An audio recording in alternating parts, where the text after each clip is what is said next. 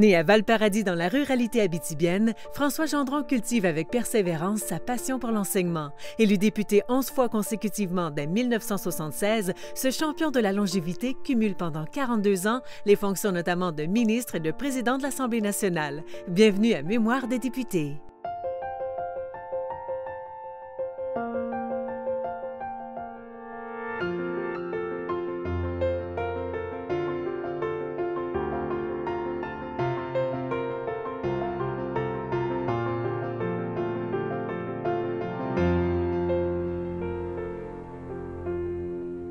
Bonjour, M. Gendron.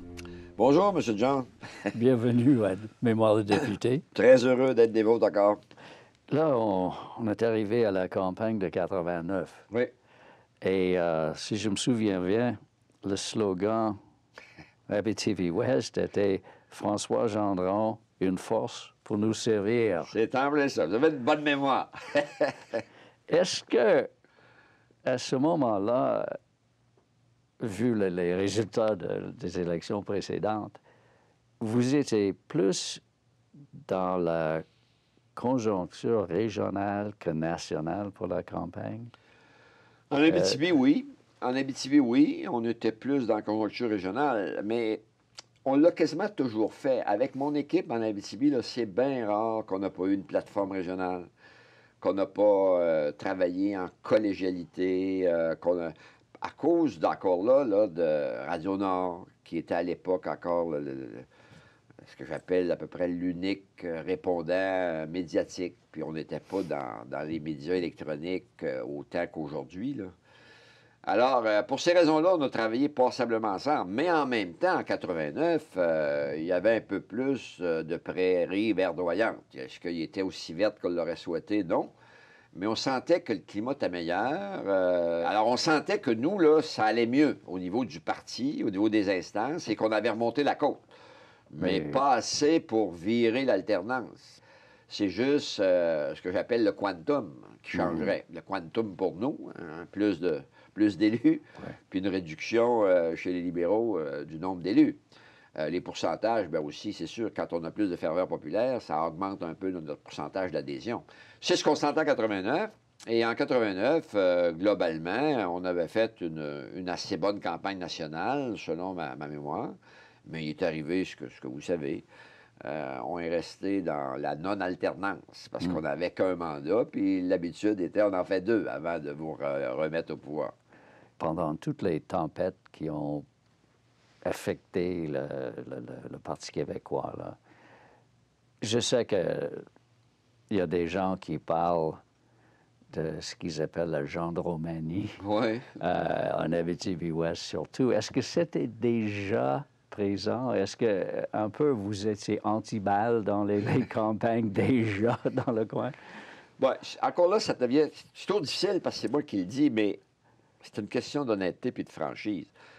Est-ce que je sentais qu'il y avait passablement de gens que, quoi qu'il advienne, ils disaient, il accomplit, il livre, il a un bon bilan, il est présent partout, on a besoin de lui, il est là, que ça aille mal ou bien, il est là. Et tous ces éléments-là, à moins d'être sur une autre planète, je les sentais. Et là, j'entendais toujours des gens qui gageaient. Puis ils disaient, reste François parce que tu me fais faire pas mal d'argent. non, mais pas de mon côté. Puis ils disaient, bien, Abitibi-Ouest, Rwanda, oublie ça, les libéraux vont passer. Mais Gendron va rester en Abitibi-Ouest. Alors ça, est-ce que j'ai entendu ça beaucoup? La réponse, c'est oui. Est-ce que ces gens-là disaient ça pour me faire plaisir? Non. Ils disaient ça parce qu'ils entendaient ce que je viens de vous dire, puis ils lisaient la même lecture. Ils faisaient la même lecture que je vous fais. Bon, est-ce que ça a l'air prétentieux? J'espère que non. C'est pas une question de prétention, c'est une question factuelle. Est-ce que je le sentais? Oui. Et c'est un peu ce qui est arrivé. Votre question, est-ce qu'il y a plusieurs gens que je connais qui sont des adversaires politiques qui m'ont dit à moi, tant que tu seras là, inquiète-toi pas. Ah oui, même les oppositions? Oui. Oh. Ben oui. Alors, est-ce que je sais qu'il y a du monde qui vote pour moi qui ne sont pas nécessairement des militants du Parti québécois? Bien, c'est clair. Alors, vous avez déjà parlé de Jacques Parizeau. Oui. Quand lui, il est venu remplacer Pierre-Marc Johnson, qu'est-ce que ça a fait? Est-ce qu'il y avait un changement d'atmosphère dans la députation? Est-ce qu'il y avait un renouveau de l'option? Comment est-ce que c'était à l'intérieur de l'Assemblée et dans le parti at large? Il faut que vous vous rappelez que M. Parizeau, sagement, selon moi, il dit ça ne presse pas de rentrer à l'Assemblée nationale. Il faut refaire la base, il faut refaire le tour. Et M. Parizeau a bien agi, d'après moi, en faisant le tour du Québec, en parlant aux associations de comté, en travaillant énormément sous l'angle du parti, son militantisme et l'adhésion progressive sur l'option plus forte, parce qu'avec M. Parizeau, là, il n'y avait pas d'hésitation. Avec M. Parizeau, il n'y a pas d'hésitation. La grosseur du Philadelphie était la grosseur du monsieur. Et un peu plus, pour le vrai. Il n'y a pas personne qui doutait des convictions souverainistes de M. Parizeau. Ça va? Fait qu'on n'a pas besoin de s'étendre là-dessus. À l'interne, compte tenu du style de M. Chevrette, du style de la petite équipe qui drivait puis qui conduisait les opérations, si vous me permettez l'expression, M. Parizeau avait une certaine sécurité d'un fonctionnement adéquat comme opposition officielle. Les idées puis le contenu, il nous en donnait souvent, parce que c'est clair qu'on avait une réunion stratégique avec lui toutes les semaines. Alors, pour couper court, au niveau de l'équipe interne d'élus, pas grand changement quotidien ou hebdomadaire. Changement majeur au niveau du parti et un certain changement sur les orientations, la production de documents, la production de réflexions, l'engagement de couvrir davantage tel secteur plutôt que tel secteur, et on sentait qu'il s'en venait tranquillement, qu'il se présenterait, puis qu'il viendrait rejoindre les rangs comme député, parce qu'il s'est fait élire d'une partielle, puis il n'y a pas de problème. Puis après ça, il a repris les commandes, comme c'était normal. Alors, c'est ce qui s'est passé avec l'arrivée de M. Parizeau, là, un changement bénéfique pour le parti, sachant qu'on était en progression. Là, nous sommes rendus aux élections de 1994. Et votre slogan « Solidaire avec François », c'était quasiment prophétique parce que c'était là votre plus grand marge de victoire de toute votre carrière, je pense. Tout à fait. Vous avez bien fait votre travail. Effectivement, en 1994, j'avais une méchante majorité. Ça l'a voté. Ça fait une campagne agréable, bonne organisation, bien été. Et on sentait un appui très fort. Là. On veut que tu continues à nous servir, à nous représenter. Et le PQ revient au pouvoir. Oui, avec M. Parizeau, le PQ revient au pouvoir. Et à ce moment-là, il semblait que la promesse de référendum n'a pas fait peur aux électeurs. Vous avez raison que c'est un tant soit peu surprenant. Par contre, écoutez, c'est M. Parizeau qui est de retour aux commandes comme premier ministre. M. Parizeau était porteur de l'option. Ça veut dire, ça ne fait aucun doute, là, on n'a pas besoin. Alors, on aurait dit que si M. Parizeau est revenu pour mettre en évidence l'option, il saurait préparer le terrain pour atténuer les craintes, et on connaît l'authenticité du personnage, la franchise du personnage. M. Parizeau, il y a des gens qui l'aimaient, puis il y a des gens qui ne l'aimaient pas du tout, pour toutes sortes de raisons.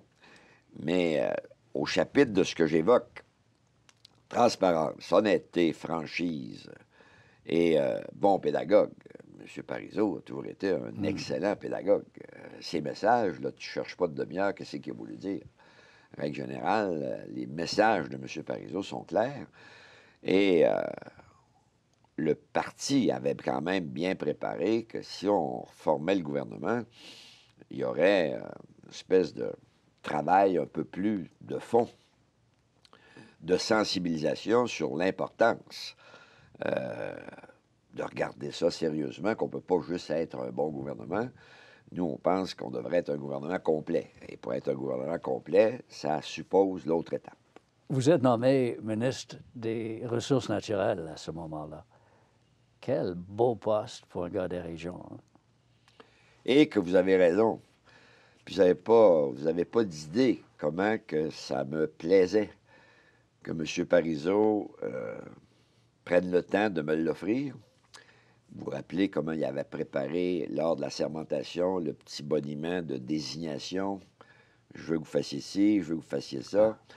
Et dans l'échange qu'on avait eu, il me démontrait encore qu'il y avait une bonne vision du Québec de ses ressources, mais de ses régions aussi, en disant, vous avez vécu toute votre vie avec des forêts, des mines, et connaissez un peu les liens que j'avais avec l'industrie forestière. Les industriels comme les Cossettes, les Perron, les Boisvert, les Bienvenus, c'est tous des gens que j'ai fréquentés chez les avions, les industriels forestiers. Un peu moins le minier, parce que le minier il est surtout Val-d'Or puis Rouyn-Noranda. Il n'est pas tellement à Amos-Lasserre. Mais dans le forestier, moi, j'étais chez nous. J'étais vraiment dans mon ADN.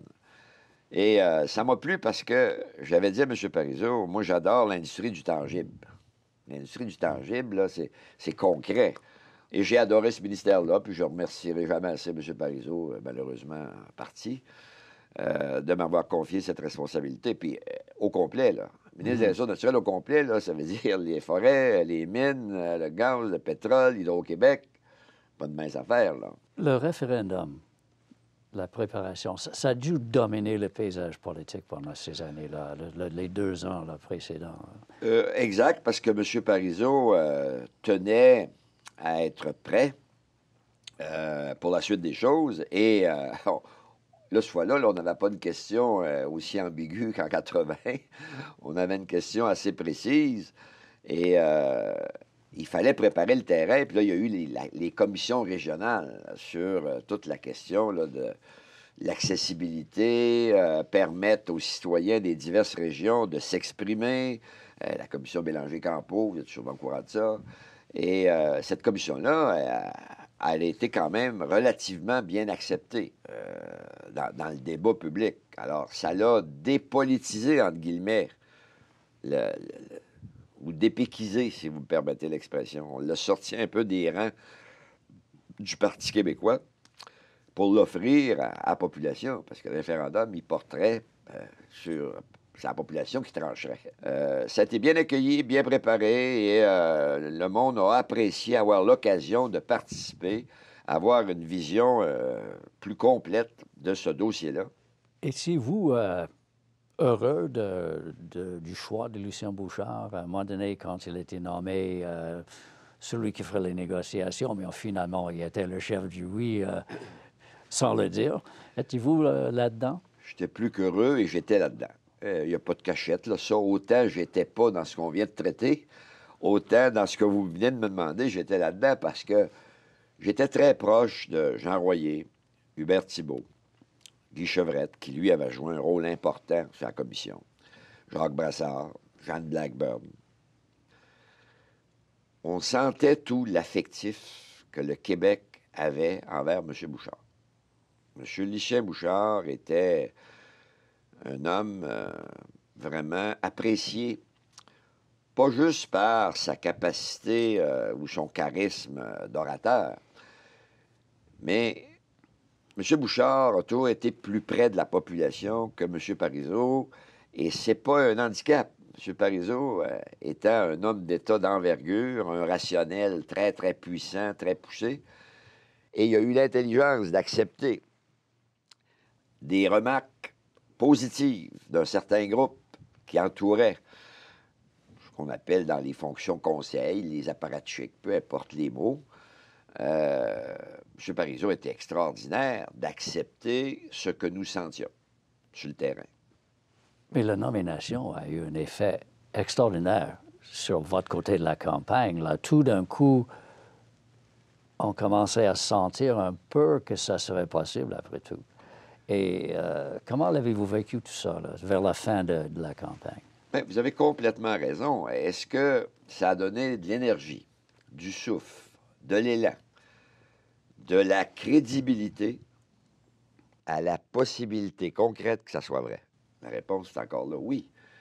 On a senti qu'on stagnait un peu là, si on n'avait pas ce que j'appelle un geste fort. Ça existe en politique, des gestes forts. Alors, ceux qui ont eu l'intelligence de le concrétiser, la souplesse et l'humilité de M. Parizeau de dire « Oui, je suis premier ministre, oui, je suis porteur de, mais prendre des bonnes décisions comme premier ministre porteur de, c'est toujours requis. » Alors, il a pris une excellente décision d'aller chercher quelqu'un qui a donné du souffle, de la perspective de l'élan. Comment je l'ai senti?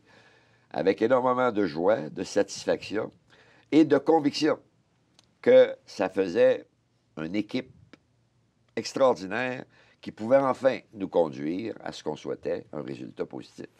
Et la soirée référendaire. Il y a des péquistes qui ont dit, je ne sais pas si j'ai la bonne expression, pendant 1 heure, le pays existait. Elle n'est pas bête. Et tout d'un coup, le pays n'existe plus, et de très peu. Ça a dû être extrêmement difficile à digérer. Ce fut extrêmement difficile parce que lorsque on touche, c'est une image, Oui. du bout des doigts ou même la main dessus, si vous me permettez l'expression, un tant soit peu, à quelque chose où on a mis beaucoup d'énergie, beaucoup de ton vécu, beaucoup d'implications. C'est un peu l'histoire du Parti québécois. Lorsqu'on croit à un rêve, mais le rêve est concret et pratique, parce que je répète moi, souvent dans mes mots à moi, lorsque tu es une nation et que tu es différent du reste de la nation, uniquement ce que j'appelle cartographié et non pas imprégné dans ton être, et que tu l'atteins l'objectif, tu as des chances de l'avoir, et tu le vis, comme vous dites, un peu momentanément, il y a une grande joie parce que c'est des années d'efforts, de sacrifices, de conviction, et tu dis, ben je ne l'ai pas fait pour rien. Et tu dis ça, c'est tous les concernés disent ça, y compris les militants, les militantes qui ont œuvré, qui ont travaillé, qui ont fait énormément de sacrifices pour en arriver là. Et là, vers la fin, comme vous dites, tu sens un certain glissement, et il est expliqué rationnellement, le glissement. On connaît la provenance des votes, on connaît les derniers arrivants en termes de vote, et là, c'est moins probant, parce que ça ne vient plus des régions ou des îles. C'est une expression.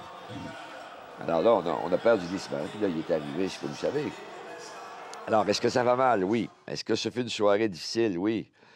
Est-ce que le porteur du ballon était un peu affaissé, temporairement diminué par toute la charge émotive, négative que ça pouvait représenter? Ça fait aucun doute. Je veux en parler, c'est la réaction de M. Parizeau. À la suite de la défaite, Louis a coûté cher pendant longtemps. Comment avez-vous vécu cette déclaration de Parizeau? C'est vrai qu'on a été battu, au fond, par quoi? Par l'argent puis des votes ethniques, essentiellement. Et moi, je ne suis pas montréalais. Ça ne veut pas dire que je ne suis pas capable de vibrer à des réalités comme ça. Moi, personnellement, je le comprenais parce que, là, je ne dis pas que c'était opportun de le faire comme il l'a fait, mais je le comprenais parce que M. Parizeau, c'est un homme qui donne pièce, c'est une franchise. Est-ce que parfois il arrive qu'il faut que tu aies de la retenue, même si ça se comprend? Tu peux arriver à la conclusion que les dommages vont être plus lourds que le dire. Les dommages, puis vous le dites, les dommages ont été lourds, les dommages ont été pesants. Tout un travail de sensibilité avec les communautés culturelles qu'on est obligé de reprendre presque à zéro. Pour vous, au départ de Jacques Parizeau, est-ce que c'était inévitable que ce soit le successeur, que ce soit vraiment Lucien Bouchard et seulement Lucien Bouchard? Lucien Bouchard, d'après moi, n'aurait pas accepté s'il y avait une course, puis on recommence, puis on te veut, mais à l'intérieur des règles traditionnelles. Je crois que c'était opportun que ça se passe comme ça s'est passé et rapidement qu'on qualifie M. Bouchard. Et là, moi, je ne demande pas à d'autres d'être d'accord avec ce que je viens de dire. Je vais juste expliquer que pour moi, ça allait de soi. Pour moi, ça allait de soi et c'était très naturel. Si M. Bouchard acceptait de relever le défi, je vais servir le Québec, vous me le demandez, comme premier ministre, de rapidement le qualifier. Et encore une fois, l'histoire s'est répétée. En 98, après avoir rejeté votre option pour une deuxième fois dans un référendum, les électeurs ont élu un gouvernement péquiste, réélu un gouvernement péquiste. Est-ce qu'il y a une explication pour cette tendance? Bon, moi, tout ce que je dis, c'est que la politique, c'est l'art du possible. Puis, à un moment donné, là, la pureté d'une conviction, ça existe quasiment pas. Tu sais, la pureté totale. Moi, je prétends, puis regardez ce que je vais dire, là, moi, je dis souvent, dans la vie, on peut modifier ses priorités, mais on ne devrait jamais modifier ses principes. Et c'est fondamental pour moi, là. Une priorité, le temps fait que tu peux la changer, tu peux l'atteindre, puis ta priorité 1 devient la 3 ou la 4. Mais au chapitre des valeurs, des principes, des convictions, il faut que tu les gardes. À l'état pur, c'est pas pratique, c'est pas concret. Donc, à 95, êtes-vous d'accord qu'on l'a échappé par la peau des fesses? Je suis pas mal sûr que vous allez dire ça. Peu importe les explications. Quand on l'échappe par la peau des fesses, c'est dur, ça fait mal. Mais c'est pas vrai que c'est un rejet. T'sais, on a rejeté votre option. Oui, dans le résultat, parce qu'il faut respecter la démocratie. Puis on dit, le peuple, ça arrive souvent qu'on le trompe, mais le peuple n'est pas supposé se tromper. Le peuple, la vie, tombe avec ça, on ne croirait plus à rien. Donc, le peuple a tranché, serré, puis a dit, ben malheureusement, encore non au pays. Mais le porteur de cette réalité-là, accompagné d'une social-démocratie concrète, réelle, est-ce que ça l'a joué en disant, ben il y a quand même assez de bonnes mesures et M. Bouchard a tellement excellé dans la conviction qu'il portait qu'on y fait confiance pour le reste, même si on l'a battu sur l'option. Moi, je crois que c'est ça qui est arrivé. Et quand il y a plus de réalisme pratico-pratique, ben, ça peut donner des espèces de contradictions. Après ma barre, on les bat sur leur option, le ciment, puis on les remet au pouvoir. Mais on avait confiance. Le premier ministre Bouchard vous a exclu du Conseil des ministres au début. Vous êtes plutôt président du caucus. Et comment l'avez-vous vécu ça? Comme un désaveu, Très difficile. Oui. Très difficile, très dur, parce qu'il m'avait demandé de lui aider, M. Bouchard, à former son cabinet. N'oubliez pas que M. Bouchard arrivait d'ailleurs, et le ailleurs n'est pas péjoratif, mais le vécu de M. Bouchard avec cet être un peu complexe qu'est le Parti québécois, il ne le connaissait pas à fond. D'ailleurs, c'est ses propres propos. Là. M. Bouchard serait ici, il confirmerait ce que je suis en train de vous dire. Fait qu'il m'avait dit, ben toi, écoute, t'es là, t'es plus 76. N'oubliez pas qu'on est en 94, là. On a du minage de fait. Fait qu'il me dit, j'aimerais ça, tu me donnes un coup de pouce. Bon, ben là, c'est nouveau, ça, là. J'ai pas vu que ça souvent, moi, là. Fait que, qu'est-ce que tu penses d'eux? Puis si je faisais ci, puis... Mais moi, je dis à moi, là, moi, qu'est-ce qui va m'arriver, là? Ah, ben, y a pas de problème. Tu peux rester où tu es. N'oubliez pas qu'on vient de le dire. J'étais ministre des Réseaux naturels. Tu peux être ci, tu peux être ça, tu peux être ça, tu peux être ça. J'arrête là parce que là, on rentrait dans des affaires un peu complexes. Mais je l'ai vécu dur, puis ça a eu des impacts. C'est la première fois que j'ai reçu au-dessus de 1000 lettres de militaires de l'Abitibi, du Québec. Ça n'a pas de bon sens, tu devrais démissionner. Ah bon, oui, et puis ça, je n'ai pas inventé ça, là. Alors voilà. Et M. Bouchard a eu l'intelligence de me rappeler pas beaucoup de temps après qu'il m'ait exclu du cabinet pour me dire « je veux te voir ». Et là, il m'a fait la proposition qu'on vient d'évoquer un peu, c'est-à-dire être le président du caucus du Forum des pairs. Il me propose ça, mais pas plus. Il n'était pas question de sérieux au Conseil des ministres. Et là, c'est moi qui ai dit, bien, avant de vous dire oui, j'aimerais vous faire une proposition, puis je veux vous revoir dans quelques jours.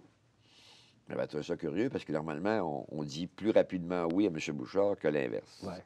Ça, j'ai appris ça aussi. Puis c'est pas grave. Alors, là, vous savez pas mal tout. Et quand je suis revenu 2-3 jours après pour lui expliquer que ça sera de bonne affaire pour l'équipe, pour lui, sans prétention, il a agréé, il m'a nommé président de caucus, et depuis lors, tous les présidents de caucus siègent au Conseil des ministres. Un autre registre, Qu'avez-vous pensé des conditions gagnantes et la recherche aussi du déficit zéro? Bien, il y a toujours une réflexion sur... on était prêt avec l'article 1. Vous l'avez dit tantôt. Vous l'avez dit tantôt que c'est pas évident là, qu'un parti politique soit porteur d'une cause aussi importante qu'un pays normal, se fait revirer 2 fois, puis dire non, nous autres, il n'est pas question, là. On fait comme si rien n'était. Donc, il faut adapter ça à la réalité. Alors, les conditions gagnantes, qu'est-ce que vous voulez qu'on dise? C'était, est-ce qu'il y a moyen de faire mieux pour faire progresser l'option dans les familles, puis élargir l'appui populaire? Moi, je trouve pas que c'était illégitime de penser ça. Je trouve pas que c'était illégitime de croire. Bon, est-ce que l'appellation était la meilleure choisie? Ça, on pourra faire beaucoup d'analyses fines. Mais, dans le contexte, je crois pas qu'il n'y avait pas cette même volonté de faire progresser l'option. Et c'est toute la pédagogie qui n'était pas appropriée à la façon de faire. Depuis 1995, après la perte du référendum, le Parti québécois n'a jamais produit un document de fond qui répond qu'est-ce que ça changerait dans votre vie, vous, monsieur, si le Québec était complet. Et c'est une demande légitime. C'est une demande fort légitime. Si on veut progresser, je peux me tromper. Moi, je crois qu'il faut le faire. Il va falloir le faire si on veut progresser pour l'option. Ça, c'est un. L'autre, le déficit zéro. Il y a toujours une logique d'époque, si tu veux. On disait, la dette est trop importante. Nous, rapidement, M. Bouchard est allé chercher un consensus d'adhésion. Il y a lieu de faire un effort additionnel pour se rapprocher de l'équilibre, ce qu'on a appelé le déficit zéro. Mais c'est pas nécessaire là, d'avoir une pureté parfaite. Là. Moi, venir fou avec l'équilibre, là, je suis en désaccord là-dessus. Là. Donc, il faut le viser. Il faut viser à l'atteindre. Mais dans des proportions qui font qu'on corrige ce qu'on veut corriger. Ce que j'appelle une bonne capacité d'avoir une cote de crédit qui n'est pas disproportionnée par rapport aux autres, parce qu'on doit nous aussi faire des emprunts à l'étranger. Et en conséquence, il faut vibrer à la même réalité. Quand tu as besoin du fric de l'autre, tu es obligé de le faire aux conditions de l'autre. Il me semble que vous avez déjà parlé des dommages collatéraux du déficit zéro. Oui. C'est lesquels? Exact. Bien, les dommages collatéraux, c'est évident qu'à partir du moment, regardez, les 2 grandes missions de l'État, c'est quoi? Santé, éducation. Donc, on revient toujours à cette dure et froide réalité. Moi, si vous saviez comment je me suis fait dire 2 fois, qu'est-ce que vous avez fait là? On ne peut pas couper dans l'éducation puis dans la santé, ça n'a pas de bon sens. Est-ce qu'il y a des coûts de système inutiles? Moi, je suis encore persuadé que oui. Il y en aura toujours. Il faut réduire le nombre de ces coûts-là. Donc, c'est ça, les dommages collatéraux. Vous me posez la question, est-ce qu'il y a eu des dommages? Je ne connais pas une politique d'assainissement des finances publiques qui n'aura pas d'impact sur les citoyens en termes de services. C'est impossible. L'objectif, c'est qu'il faut réduire le plus possible les impacts collatéraux qui vont perdurer dans le temps. Qui fait que là, on est obligé de faire du rattrapage qui va coûter plus cher que le geste qu'on a posé pour sauver des sous. Merci, M. Gendron. Bienvenue. À la prochaine.